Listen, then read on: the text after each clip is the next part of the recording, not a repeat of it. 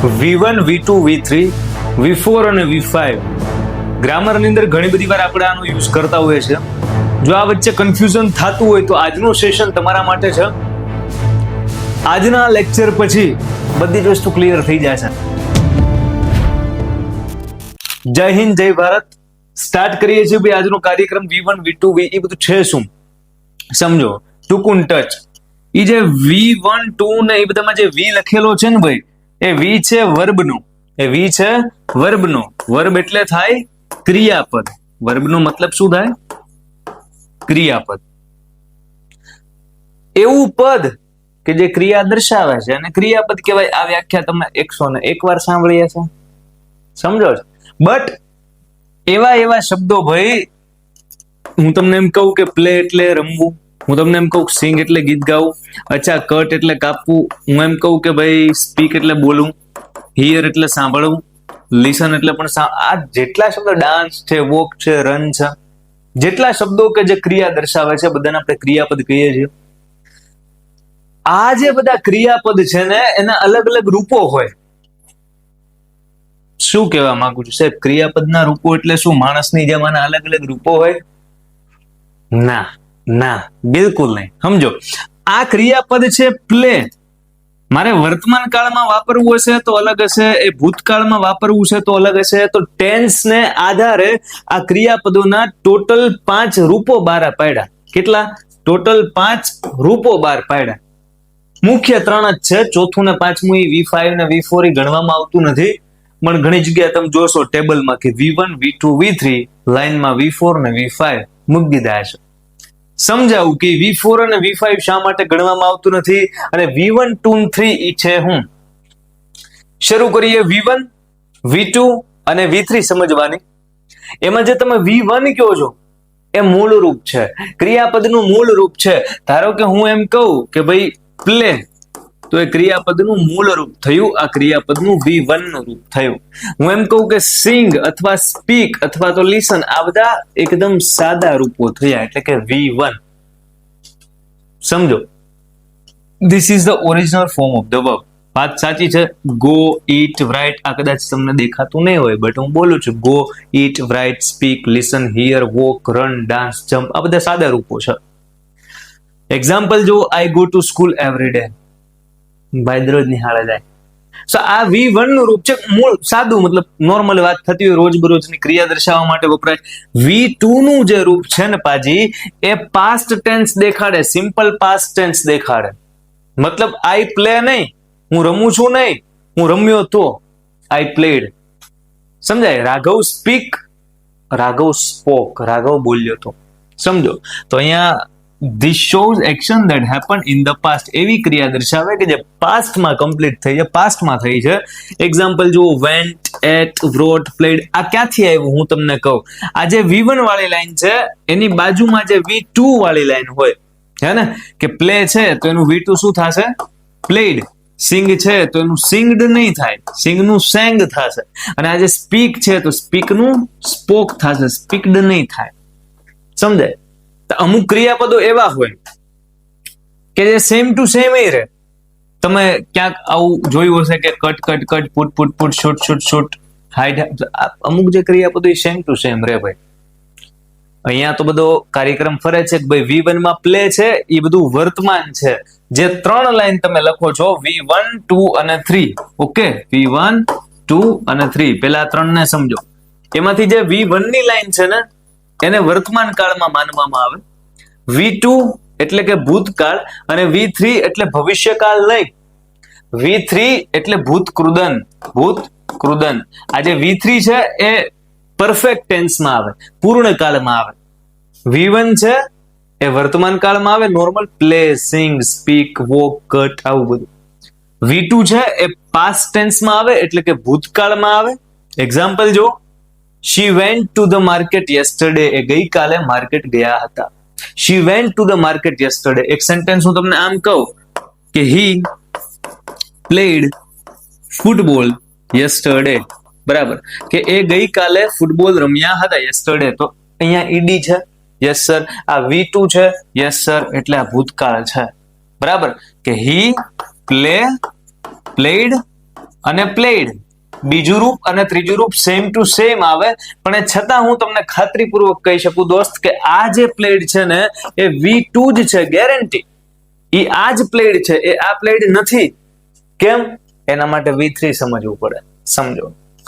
V1 વર્તમાન, V2 છે ભૂતકાળ. આપણે યાદ રાખ્યું, V1 વર્તમાન, V2 ભૂતકાળ. V3 એટલે ભૂત કૃદંત, પાસ્ટ પાર્ટિસિપલ કહેવાય. ઇંગ્લિશમાં શું કહેવાય? Past participle. ગુજરાતીમાં ભૂત કૃદંત. આ V2 છે એમાં ભૂતકાળ અને આ જે V1 છે એમાં વર્તમાન કાળ.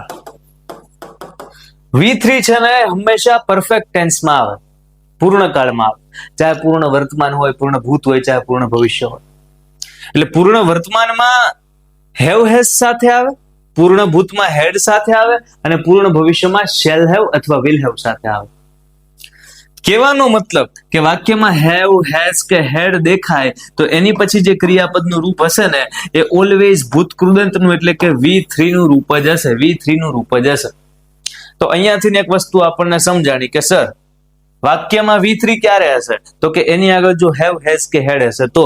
જેમ કે એક એક્ઝામ્પલ અહીંયા લઈએ. હું એમ કહું કે ભાઈ રાઘવ હેઝ પ્લેડ ફૂટબોલ, અને એક સેન્ટેન્સ હું સીધું આવું લખું જે મેં અહીંયા લખ્યું, આ રાઘવ જ છે, ઈ રાઘવ જ છે. અહીંયા મેં લખ્યું કે રાઘવ હેઝ પ્લેડ ફૂટબોલ, તો આ જે પ્લેડ છે ને એ V3 જ છે, કન્ફર્મ. એ V2 નથી, એ V3 જ છે. કેમ આ V3 છે? તો કે હેવ હેઝ આવ્યું, યસ સર, તો એની પછી V3 જ આવે. હેવ હેઝ કે હેડ પછી V3 જ આવે, તો આ હેવ હેઝ કે હેડ છે એની પછી V3 જ આવે. કેમ કે પૂર્ણ કાળ છે, ભૂત કૃદંત છે. સમજાય? પણ અહીંયા જે સેન્ટેન્સ છે એમાં હેવ હેઝ કે હેડ કઈ છે? ના સાહેબ કઈ નથી. તો જે સીધું ઈડી વાળું આવ્યું હોય એ પ્લેડ કયું હોય? આ હોય. ના સાહેબ એમાં તો હેવ હેઝ કે હેડ માંગતા હે, આમાં આમનામાં હાલતા હે. તો બસ આવડું આ હે. સમજાય? કોઈ પણ સેન્ટેન્સ લખ્યું હોય, ચલો આ એક એક્ઝામ્પલ હું તમને પૂછું, તમે મને કહેજો કે ભાઈ આ V1 આ V2 છે કે V3 છે. એક એક્ઝામ્પલ અહીંયા લખી દઉં. ચલો હું એમ કહું કે શ્યામ completed his homework. આ જે completed છે એના ત્રણ રૂપો, complete, completed, completed. તો V2 અને V3 બંને સરખા આવ્યા. એ છતાં તમે કહી શકવા જોઈએ કે આ completed છે V2 છે કે V3 છે. જો તમને કોન્સેપ્ટ સમજાણો હોય આવડો આ, તો તમે મને કમેન્ટમાં કહેજો કે આ જે શ્યામ વાળા સેન્ટેન્સમાં completed છે એ V2 છે કે V3 છે. ફિલહાલ આગળ વધીએ. V3 એટલે પાસ્ટ પાર્ટિસિપલ, ગુજરાતીમાં કહેવાય ભૂત કૃદંત. આવે કેમાં? તો કે સાહેબ રિક્ષામાં. ના. આવે કેમાં? તો કે પૂર્ણ કાળમાં. એક્ઝામ્પલ જો, he has return a story, એને સ્ટોરી લખી છે. તો આ જે ત્રીજી લાઈન છે, આ V1 આ V2 અને અહીંયા જે ત્રીજી લાઈન હશે એમાં પ્લે પ્લેડ, પાછું પ્લેડ, બરાબર. જે આપણે હવે ઓળખીએ કે સિંગ sang, અને ત્રીજું રૂપ એનું પાછું થઈ જાય સંગ. સ્પીક સ્પોક અને ત્રીજું રૂપ થઈ જાય સ્પોકન. તો આવા તો કેટલા બધા ક્રિયાપદો છે ભાઈ, કેટલા બધા ક્રિયાપદો છે. V1 એટલે વર્તમાન, V2 એટલે ભૂતકાળ. દરેક ભૂતકાળમાં ઈડી ના લાગેલા હોય. તમે ચેક કરો, આ ભૂતકાળ છે V2 વાળી લાઈન, એમાં પ્લેડમાં ઈડી છે, સેંગમાં સ્પોકમાં ઈડી નથી. તો આપણે યાદ રાખવા પડે. બોલતા બોલતા, ગીત ગાતા ગાતા, પ્લે પ્લેડ પ્લેડ, સિંગ sang sung, speak spoke spoken. સમજાય ને? નાના તે ફૂલ પાંદડીઓ આપણે વાંચતા, એ કાર્યક્રમ કરવો પડે તો જ યાદ રહે. હવે આ V1 V2 ને V3 તો સાહેબ રેડી. આ V4 ને V5 માર્કેટમાં એવું જ શું છે કઈ નથી સમજાવું. જો પેલી વાત તો આ જે V4 છે ને એ હકીકતમાં V4 છે નહીં. કેમ? તો કે તમારું જે V4 છે ને એ V1 માં ખાલી ને ખાલી ING ઉમેરીને બન્યું છે. હું શું કહેવા માંગુ જોજો. એક શબ્દ લઈ લો, પ્લે, બરાબર. તો આ V1 છે, સાહેબ ING લગાડી દો, શું થાય? પ્લેઇંગ. ઓકે સાહેબ. તો આ પ્લેઇંગ છે ને એને બધા શું કહે છે ખબર? V4. પ્લેઇંગ ને બધા V4 કહે છે. હવે તમે સીધું એમ કહી શકો ને ભાઈ કે ક્રિયાપદમાં ING લગાડી દો એટલે ING વાળું રૂપ, પણ V4 નામ આપી દીધું. કેમ? સરળતા ખાતર. સરળતા ખાતર કે V4 બોલે એટલે સમજી જવાનું કે કંઈક ING વાળી વાતું કરે છે. રેડી? અહીંયા જો લખેલું છે V4 એટલે પ્રેઝન્ટ પાર્ટિસિપલ થાય, અથવા તો જીરંડ તરીકે પણ આનો યુઝ થાય, જીરંડ તરીકે પણ યુઝ થાય. જીરંડ શું છે ખબર છે? ઘડી કરીને સમજાવું, પણ પેલા આ વસ્તુ સમજો. આ છે વર્બનું આઈએનજી વાળું રૂપ જે કન્ટિન્યુઅસ ટેન્સ અને જીરંડ તરીકે વપરાય છે. જેમ કે ગોઈંગ લખ્યું હોય ક્યાંક, ક્યાંક છે ઈટિંગ લખેલું હોય, ક્યાંક પ્લેઇંગ લખેલું હોય, કોઈ પણ ક્યાંક છે વોકિંગ લખેલું હોય. તો આઈએનજી વાળા જેટલા શબ્દો છે, બરાબર છે, એ બધાને V4 માં ગણવામાં આવે છે.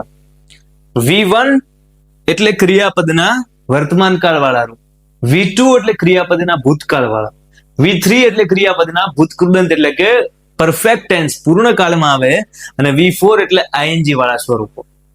એક એક્ઝામ્પલ જો, she is writing a letter, he is going to the gym, Jethalal is eating jalebi fafda.